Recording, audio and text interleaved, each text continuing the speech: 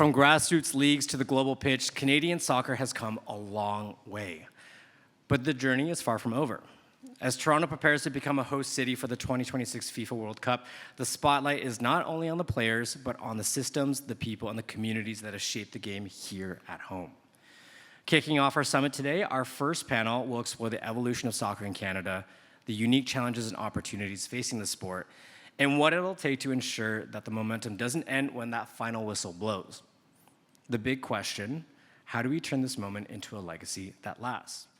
So, joining us on stage, we have Sharon Bollenbach, who, with over 30 years of leadership experience in sport administration and event management, Sharon has overseen major national and international events, including the FIFA U20 World Cup, Special Olympics Canada, Canadian Olympic Committee, and Skate Canada.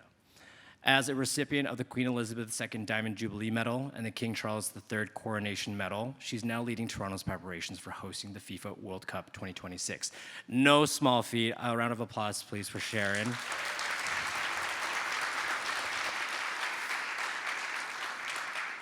We also have Marcus Hanson, who is the founder and CEO of First Touch Football Canada, a digital sports media and events company that creates exposure opportunities for Canadian soccer players through combines, showcase tournaments, and community events.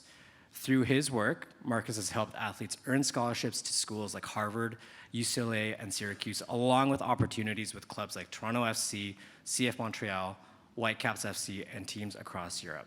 A round of applause for Marcus. Now, we also have Dwayne De Rosario, who is a proud Scarborough native and one of Canada's most decorated and influential soccer figures, with a career spanning nearly 2 decades at the highest levels of international and club football. Please welcome 4-time Canadian Player of the Year, Dwayne De Rosario.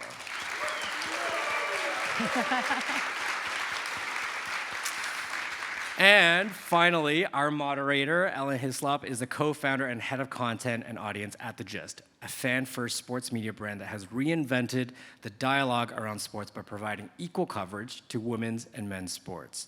Big round of applause. Ellen, over to you. Awesome. Thank you so much, Lance. We are so excited to be here talking about soccer with our Britney Spears mics. Very excited. This is what we have today. We have a lot of questions for these 3 lovely panelists, and we're going to make sure that there's time at the end for audience questions too. So make sure you're thinking about them as we're asking questions as well. Dwayne, I want to start off with you. You had a big round of applause to kick things off. You've lived the evolution of Canadian soccer firsthand, from growing up in Scarborough to becoming one of this country's most decorated players. Looking back, I'm really curious at what were some of the defining moments or structural gaps that shaped or stalled your path in Canadian soccer? Wow, that's a loaded question. Yeah. Even more loaded answer. We're getting into it. But first, I just want to thank Glory for putting on this amazing event. Thank you, guys. Good afternoon. Thank you for having me, for all the sponsors to make this possible. We're in an exciting time of soccer in this country, a space that we've never imagined, or I've never imagined, or even dreaming of, to having the World Cup come right at our doorsteps, at our front door, and the impact that it's going to have is going to be tremendously massive and huge in so many different environments and areas of business and growth and development.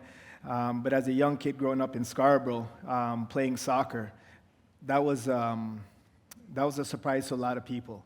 When you tell them you want to take soccer and go to the next level and play professional, they'll say, well, why aren't you on ice and picking up a hockey stick?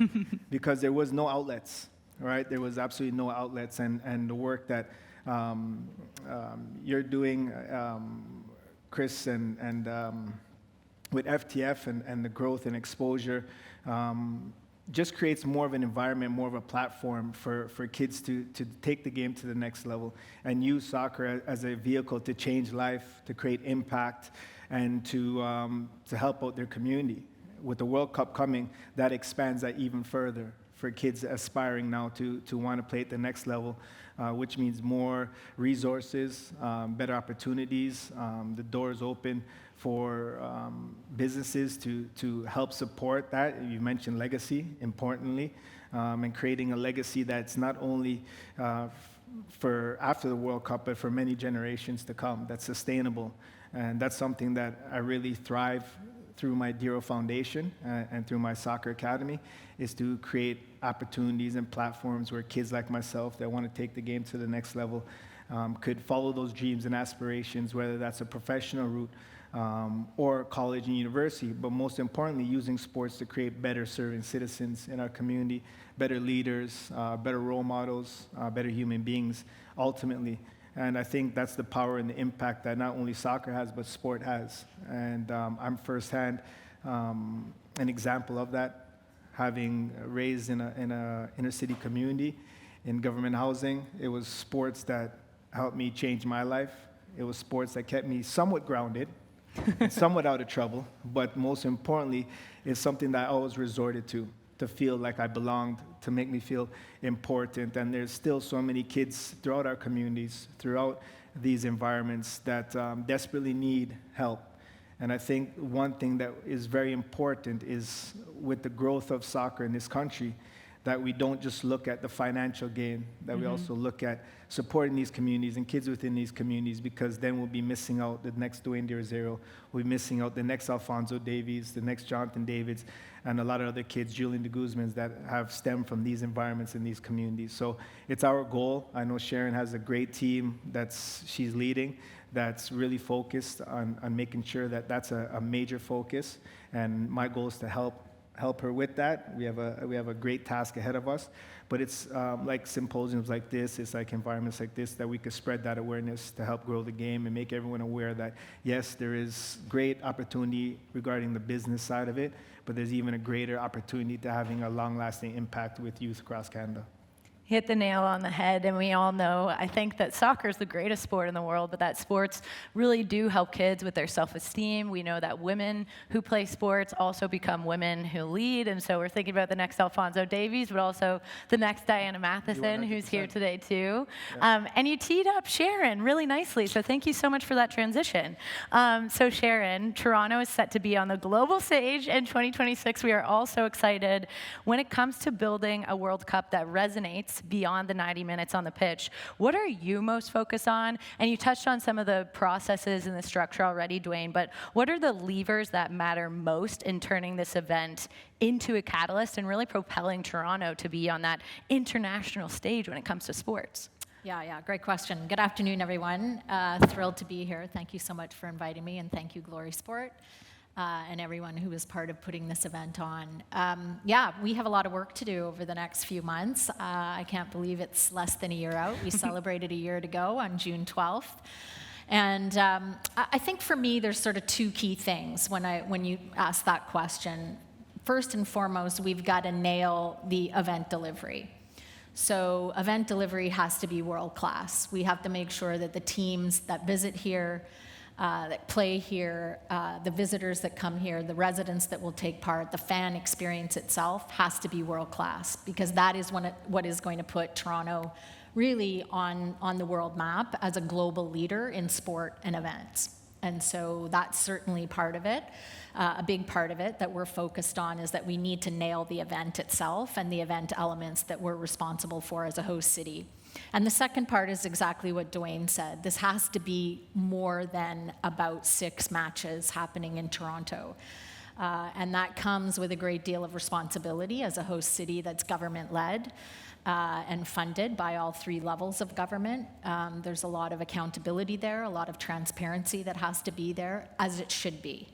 And so having that legacy, having the hosting of a World Cup in our city be more than about those 6 matches is extremely important. And that's kind of woven throughout our work. So there will be some things that are very tangible, infrastructure work that we're doing at the stadium, at Centennial Park as the training site, that will be a community use facility after the tournament's over.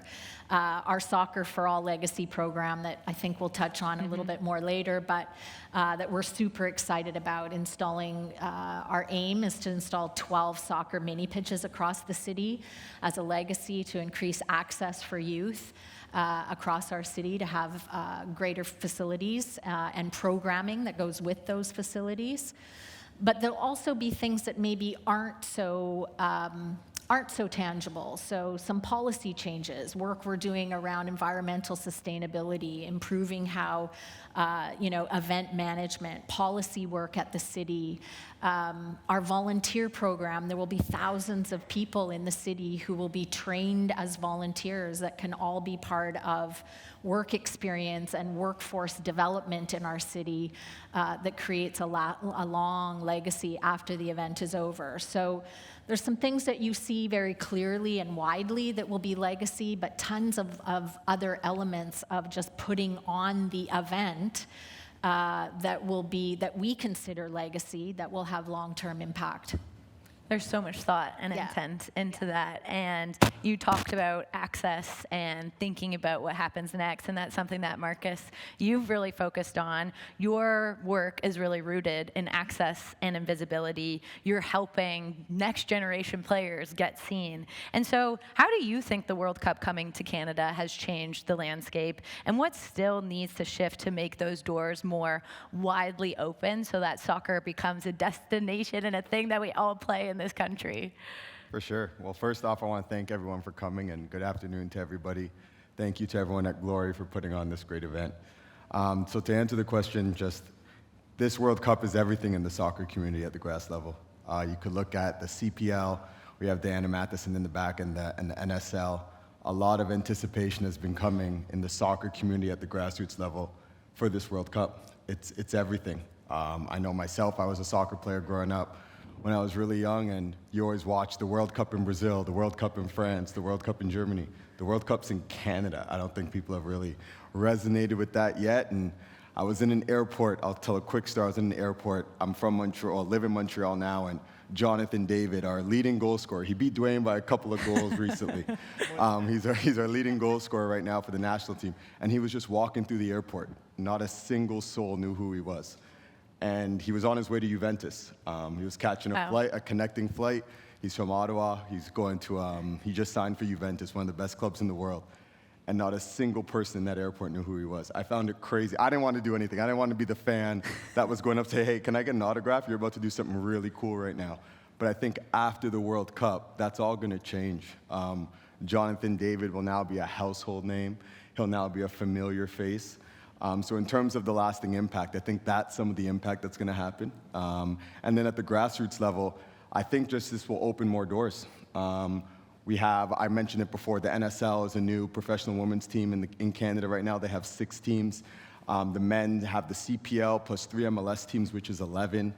When you look at that, but the access to the next Alphonso Davies, the next Dwayne Rosario coming out of Scarborough, coming out of Milton, coming out of Saskatchewan, there's not a lot of professional youth academies right now. So that it inhibits access, long story short. We have a play-to-play system in Canada right now. Meanwhile, in Europe, a lot of the systems are, if you're good enough, you go on a professional team and we'll guide you through that path. So hopefully what this World Cup does, get some investors that are interested in making some new teams, investing in youth sport, investing in hopefully more professional academies, which results in more professional players, which results in better players like Jonathan David and who I'm sitting beside, Dwayne De Rosario, in the future. So yeah, that's what I think the World Cup's going to bring in 26. A quick follow-up for you. I feel like the Canadian women's national team, at least as a fan, has always been a little bit of a step ahead in terms of name recognition when you have people like Christine Sinclair, we already mentioned Matheson, or Kadisha Buchanan, or Ashley Lawrence, whereas the men, it feels like, are almost trailing the women on that international stage. Obviously, they were in the last World Cup. They are breaking into the top 30 teams. How do you see that difference between the men's side and the women's side, and where Canada needs to be on the men's side to get the men up to that recognition that the women have? Definitely. The women have done an amazing job. You could just look at all the Olympic gold medals, for example. Some people forget we had a World Cup here just a few years ago. The Women's World Cup, not too long ago, I think 10 years ago to this date. So the women have definitely been holding the torch for a while. I think the men are slowly creeping up. I know Jesse Marsh is going to be speaking here later today in terms of what he's been able to cultivate and bring to our men's team. But they're getting there. I think qualifying, so when the World Cup got announced, I think it was 8 years ago or so, or maybe 10 years ago now, everyone's like, yeah, we're finally going to be in a World Cup. That was the excitement. Like, Canada's finally going to be in one because they haven't been in one for a while. And then to qualify for the last one in Qatar was massive. So in terms of what that's going to bring, it's just more fan support, more players looking to push. You see players making moves across Europe and stuff like that because it's a World Cup year. You want to be at that ultimate peak to be selected. So yeah, the men, it's definitely picked up over the last few years, and I think that announcement that it was coming to Canada, qualifying the year before that, it's just going to springboard, and hopefully there's more to come. Very interesting. When Lance opened the summit, he really talked about legacy. And so, Dwayne, I want to come back to you. Legacy, it is a word that gets thrown around a lot, but as someone who's mentoring and building beyond your playing days, what does meaningful legacy actually look like to you in the Canadian soccer ecosystem? You give me these loaded questions. Huh? Yeah. I have to give you some hard Wow, ones. I could go on all day about that.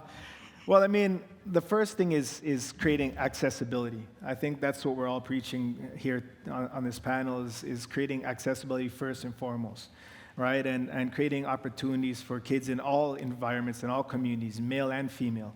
I'm very proud to say, Toronto boasts of a city that not only has a professional women's hockey league, a professional women's basketball league, and now a professional women's soccer league. So that's unheard of in a lot of countries and much less cities across the world. So we have that here. So we're very forward thinking in terms of that aspect. It's just creating now for the NSLs is that, as was mentioned, is that, that legacy part in terms of the academy system now where young girls could play in a professional environment, feel a part of the organization, similar to what Toronto FC has, similar to what Montreal Impact has, and we could start developing these young females and young males at a very younger age.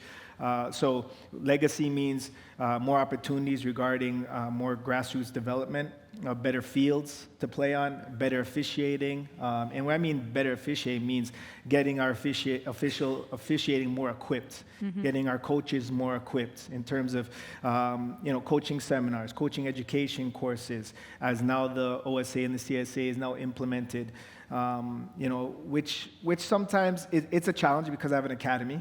And with more coaching education, it requires more costs, right? Because these coaching education programs come with a premium price. So we have to find a balance with my academy is to find the right balance to say, okay, how do we charge a kid kids that are, a price that's affordable, but also get the same access and the same accessibility in terms of training, in terms of getting them prepared, all the things that require, not to mention sports science part of it, which is a big aspect of youth development. And I think everybody understands the importance of developing young professionals requires not just on the field, but also off the field as well, and getting them to understand the importance of nutrition and sports science department in terms of fitness education. So it's going to open so many opportunities and so much doors of growth across the professional sports landscape that we've never seen before. And I think that's very healthy. It's very positive because there's lots of environments. If you're a doctor that you want to get into sports, or if you're in sports therapy, you're in sports science, sports education, there's going to be opportunities that we've never seen before. I would like to see soccer be up there in the terms of the respect as hockey that we show in this country, and on the same platform, because the World Cup's here, but we need to really start to really have more of those conversations on our big sports outlet channels, right, like the TSNs, and have conversations around that so more people are aware, because not everybody is educated of the impact that soccer has, not only here in Canada and throughout the grassroots in the immigrant communities, but also on a worldwide stage. It's called the world's game for a reason. It's because every country on this planet has a professional league. Every country in this planet is consistently selling players at millions and millions of dollars. And as Marcus has mentioned, we have a young Olivia Smith, our first female getting signed at I don't know if you guys know this, but the biggest contract in women history, $1.8 million.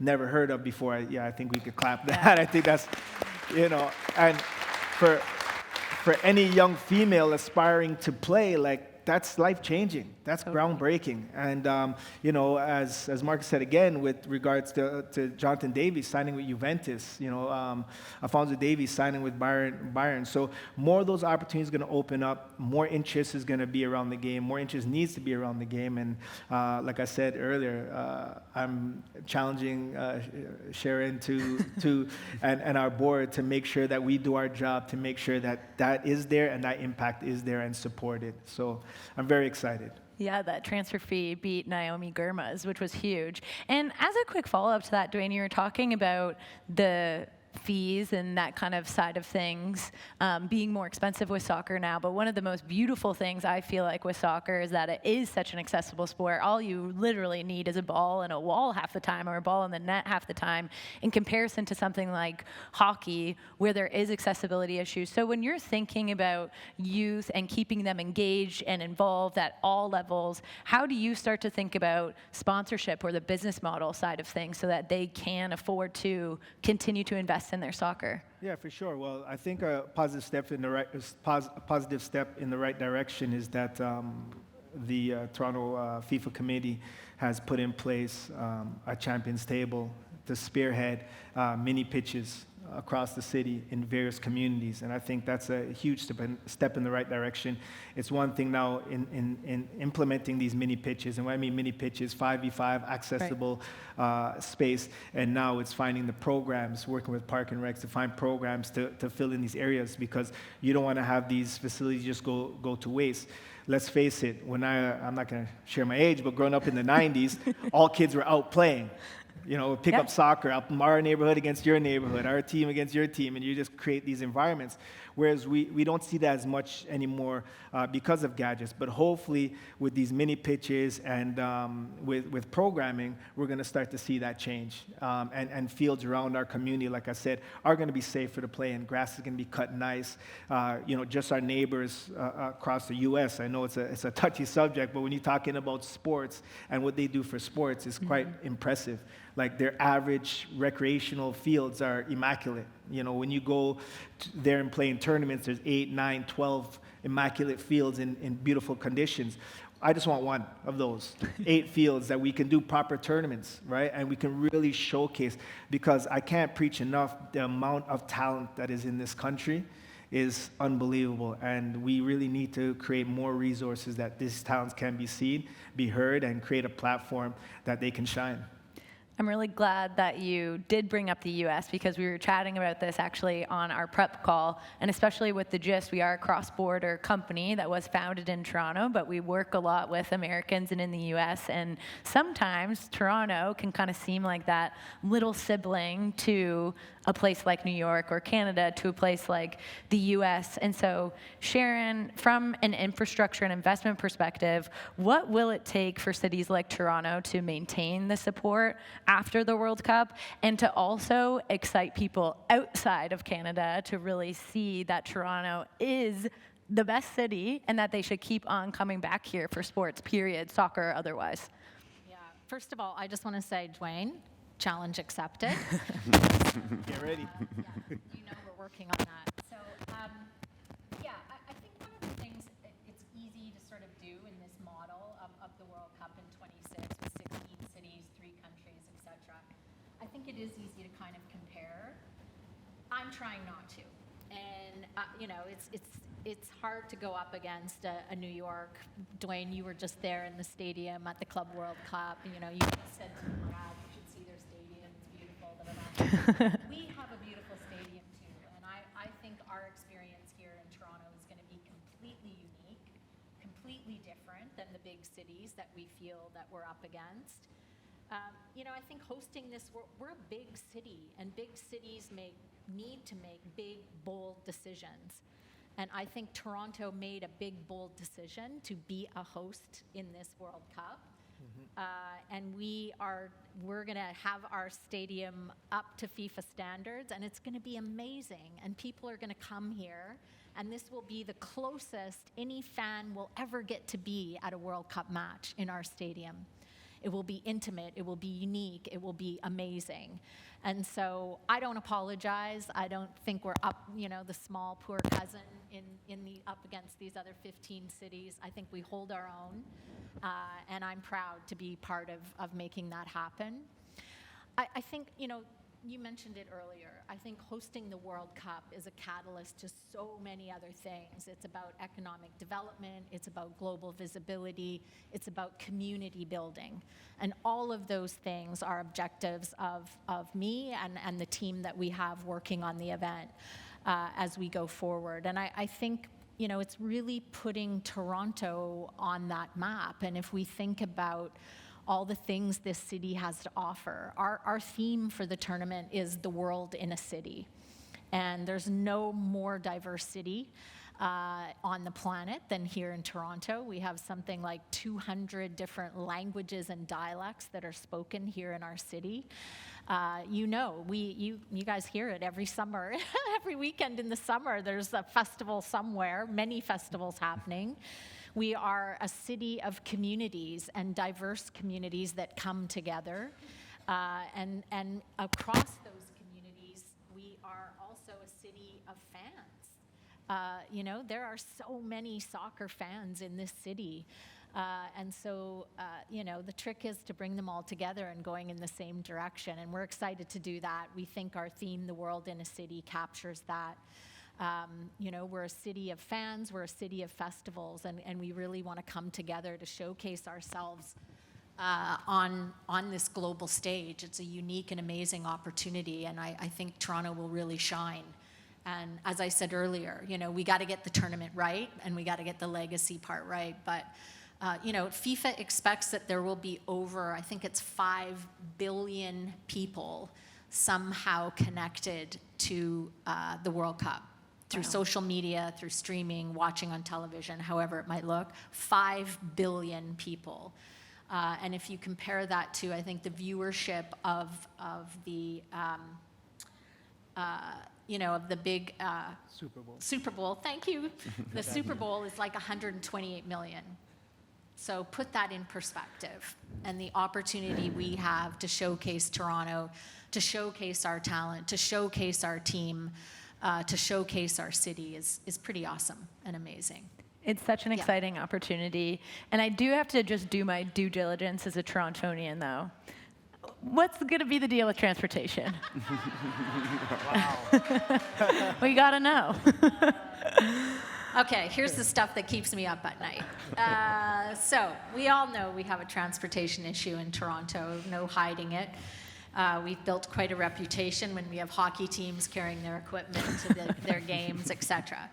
So what's interesting about the work we've been doing, and people sort of ask me, like, where are you in the planning? You're less than a year out. Where are you going? What are the big things, the big nuggets you and the team are working on? And I can tell you that transportation, outside of the capital project at the stadium, transportation was on the first of the list.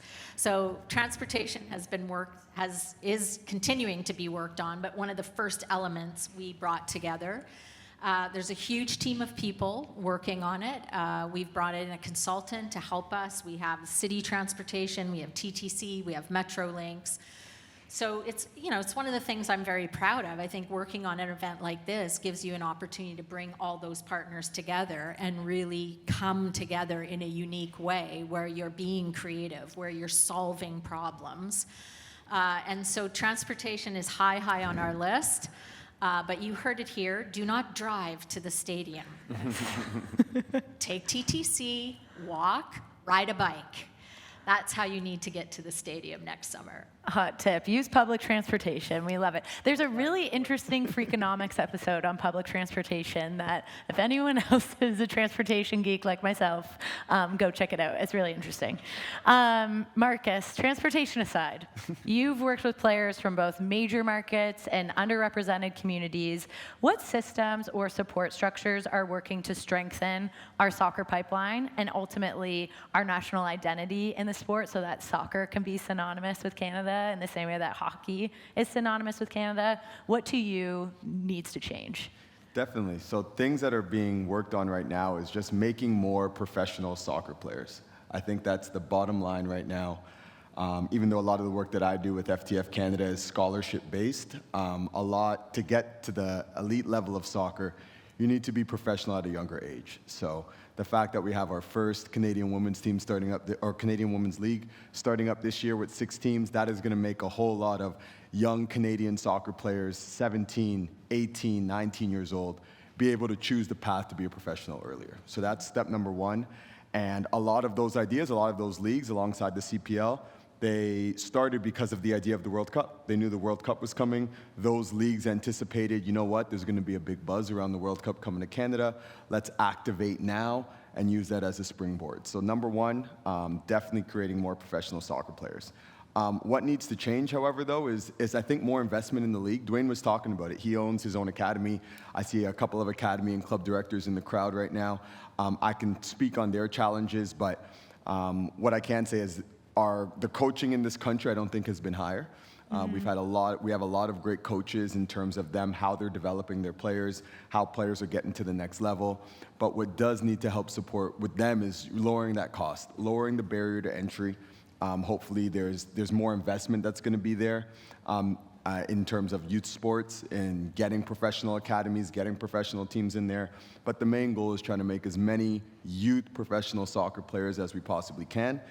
Whether that's through development contracts, whether that's through full-fledged academies, whether that's just through subsidized cost in terms of joining D-Roar Academy and making that a little bit more affordable so players can get training instead of 2 days a week because the turf pitch costs $150 for 2 hours. It's now a lot cheaper than that. There's more access to field, and they're better kept. So yeah, those are some of the ways in terms of how I think the World Cup can help spiral that and get it to where it needs to be for our country. Are you seeing any generational changes with coaches? And the reason why I ask this is I grew up playing competitive soccer, and half the time it was dads who played hockey were teaching us OISL and coaching us in OISL. But now our generation is starting to be able to coach or to have kids, and then we actually know soccer and hopefully are able to coach. Are you seeing that impact soccer at all and youth at all? 100%. I will use even some of our Canadian women's and men's national team. Diana Matheson's a perfect example of this. She's in the crowd today. She was a soccer player and started a professional academy. Right. Like that, or a professional league, sorry. That's incredible. Dwayne has an academy that he started out helping youth players in the East End. And you see more and more that people are getting a lot more involved and starting their own academies, coaching more. Daniil Henry's another name out there. He's doing some really good things with Simcoe County. So there's a lot of people getting involved. I think where hopefully you hope that the World Cup after this changes things is now instead of that player deciding to be a hockey player, they're inspired by this event at 6 or 7 years old, and they choose to become a soccer player. And you hope more of your best athletes choose soccer or over maybe another sport. And I think that will take time, but events like this, legacy projects like we talked about, even as grassroots, as Sharon, when you were talking about with the mini pitches, that will be able to inspire players to just continue playing the game. And the more players you have playing the game, if you look at Europe, the best players in Europe, they technically produce the best soccer players right now. Europeans and Africans produce the best soccer players. Their best athletes choose soccer first. So they're fastest athletes, they're strongest athletes, whatever the categories of a soccer player, they're choosing soccer first. Here in North America, our best athletes are choosing hockey or basketball or volley. There's just so many options, or football, Yeah. exactly. But hopefully with an event like the World Cup coming, and then things and putting people in place, like we mentioned, people that are investing back into the culture, investing back into soccer after they're done playing, I think will help elevate it for sure. Very interesting. And knowing that you can get paid to play soccer now for women and you could do so at home is big. We have one more question for these three, and then we'll be coming to the audience. So if you haven't thought of a question already, please do so. We'll be coming to you or to the app with Lance. So to all three of you, this is a little bit of a rapid fire. This is clearly what we've learned today. It's a pivotal moment for Canadian soccer. And all of you have a really different lens on it, even though you're still kind of working together. From each of your unique perspectives, what's one concrete action that you think the ecosystem needs to take now to ensure that 2026 isn't the peak, but it's actually the launch pad for Canadian soccer? Sharon, we'll start with you and run down the line. Sorry. Yeah, I think this is, and you, I guess for everyone to appreciate, I don't come to this role as a soccer player. I think that was probably evident. But I love the sport. My first foray into the sport was actually as the general manager of the Toronto site for the FIFA U20s back in 2007. So I look back and think how far the sport has come since my experience in hosting the U20s. You know, our first site visits, we were wearing hard hats and boots at the stadium because it was just getting built. TFC were just launching. And so for me, having sort of seen that evolution from the lens I have from an event perspective, is really amazing. And so, you know, first, I think people should applaud how far the sport has come. And really, I think led by the women and the women's team that was talked about earlier on the panel. But, you know, now the men are coming. As we've talked about, there's new leagues for women and men. And so I think there's just this opportunity to sort of keep that going. Like that has happened because people are grinding it out to make the sport, you know, better. And each day, the academies and improve the sport and create new access points for athletes in the sport and coaches and officials. And so I really think this is an opportunity to strengthen that strong foundation and really unite the soccer community. You know, I'm learning in this role that there's so many little pockets of soccer teams and leagues and people playing in the city that aren't maybe part of Ontario soccer or aren't part of Canada soccer, but, you know, are still in the sport, passionate about the sport, doing good things in the sport. So from where I sit, there just seems to be a really, we have a really strong foundation now. And I think taking that strength and obviously just keep on going and a real opportunity to now bring all those players together and really unite the sport in going in the same direction. Marcus? Definitely. I would say the main thing is just embrace fandom. I think is what I will use. As crazy as it sounds, I know Sharon's laughing a bit, but I think fans are just when you really love something. So get out to your game, get out to as many, go to as many bars as you can and enjoy it. Just enjoy being around people and this event. I don't think we really know how massive this event really is going to be. If you have a background or a nationality from another country, try to check out their game. Be in support of our Canadian men's team when they're coming out, but just embrace your fandom. And why I say that is, I think the trickle-down effect to that will then be, now you'll start to be what we call soccer people. And then if we can convert more soccer people, then, oh, my cousin who plays soccer might be taken a little bit seriously. Or you might check out a League One Ontario game, which is our semi-professional league that we have here in Canada.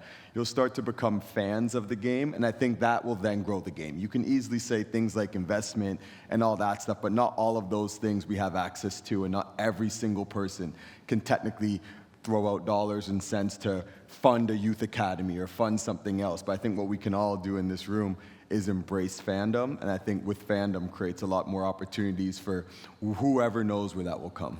So yeah, I would say embrace fandom.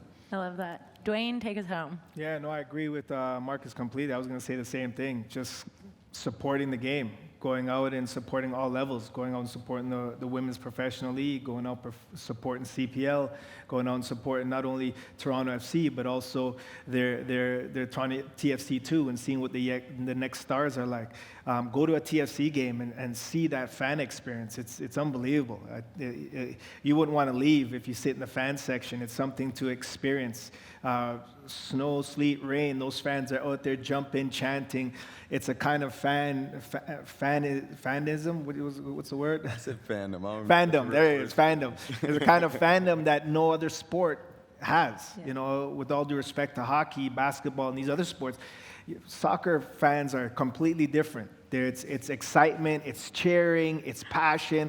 A lot of drinking in between there, but if you don't like that, it's still the passion that speaks, and I think that support speaks tremendously.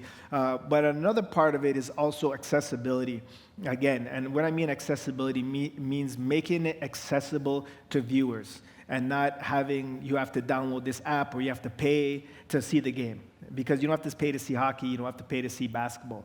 We should have soccer. Soccer needs to be accessible, that when you turn on the TV, you could turn on a channel and you can watch it. And that's how we're going to create more fans. And fans are going to say, hey, I really like that environment there. But most importantly, go support local soccer. There's so much fun, there's so much excitement, and you be the change. Love it. Very interesting. I think we have time for 2 questions from the audience, or one? One from the audience, and then we have one from the app. Anyone? Yeah. Gotta make.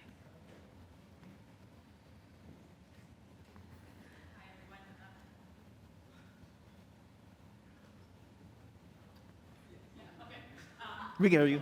I work with York United FC, both the league team and the academy, and one of the things for the sports psychologist is we're trying to really work on developing that world-class mentality in especially the young players. Just curious about your thoughts on how do we help these players really see themselves as world-class athletes? Because as you said, we're growing the game in the city and in the country, but again, it starts from, I think, especially when they're young, really set that bar in their minds that they can go as far as they like.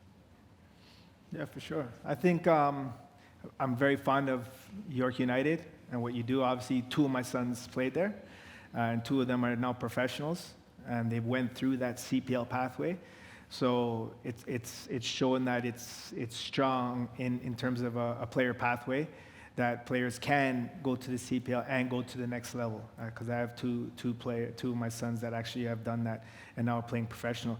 I think the focus with York United and the CPL is just maybe focus on the little details and really doing those things really well in terms of whatever it is. If it's after a game, you're making sure the players are taken care of.